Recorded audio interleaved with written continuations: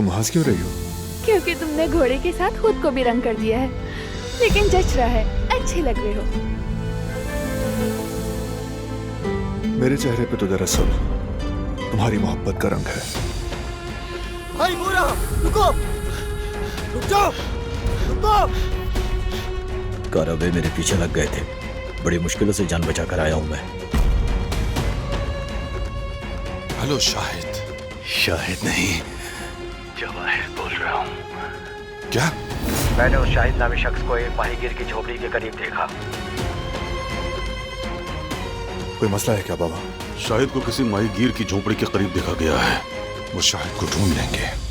अगर मैं इन्हें रोक ना सका तो फिर हसन तो मेरी खैर नहीं होगी। बॉक्स मिल गया, मैं आ रही हूँ, सब तैयार हो जाए।